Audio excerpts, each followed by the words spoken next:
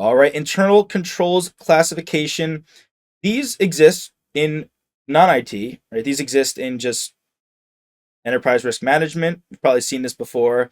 Going to talk about it in audit. Going to talk about it in other parts of this exam, and it relates specifically to IT as well. In order to have solid internal controls, in this case, particularly for IT, you have preventative controls that, hopefully they prevent most things. Obviously, in a perfect world, we would prevent everything from happening before it happens, but that is not the world we live in. If so, it's like a filter, right? It's a filter. If issues get through your filter and continue on, then you at least hopefully have controls to detect them if they happen. So viruses aren't in your system just wreaking havoc and stealing money. And then hopefully, in addition to detective controls, you have corrective controls that fix the virus, that you have a way allow you to isolate and remove viruses. We'll talk about these more. So preventative controls prevent errors and fraud before they occur. Detective controls uncover the errors and fraud after they've occurred. At least you know about them. And corrective controls correct the negative effects of the unwanted events. Examples. Now, some of these are IT related, some of these are not, but good just to kind of get an idea of what these would be. Segregation of duties, right? Good way to prevent some fraud there. Job rotation, rotating people between roles so they don't get too comfortable in the role and they start to learn how they can commit fraud.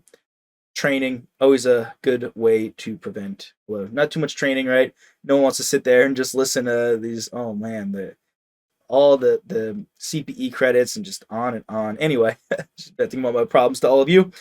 Dual access, right? So we have two people who can get into a bank account, and if only one person get into that bank account, they might wreak some havoc, steal some money. But if two people can always check on it, then at least the other person will know if one person's maybe stealing some money from it.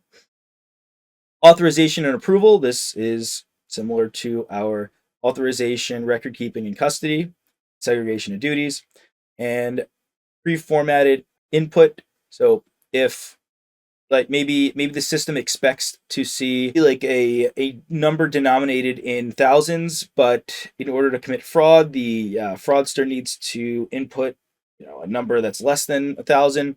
So it wouldn't let them do that.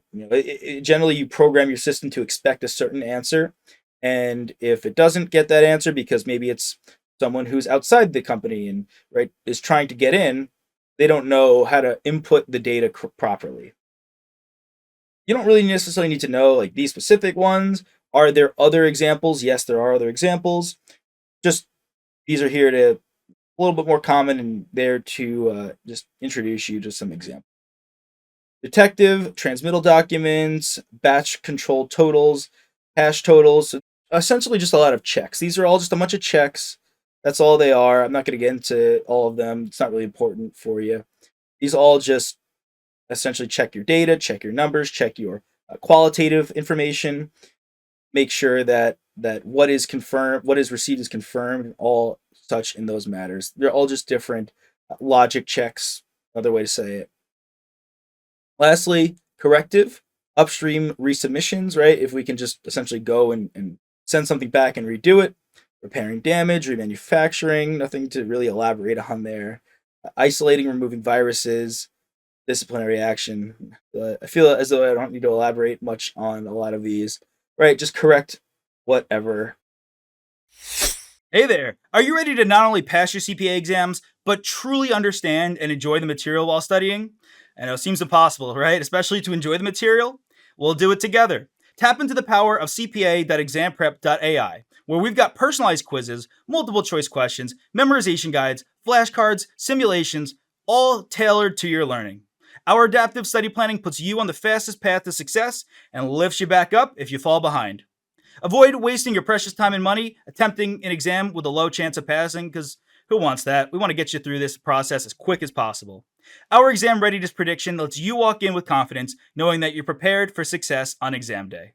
Thankfully, there's no payment method needed to get started, so why don't you come join us? Visit cpa.examprep.ai and let's achieve your exam success together.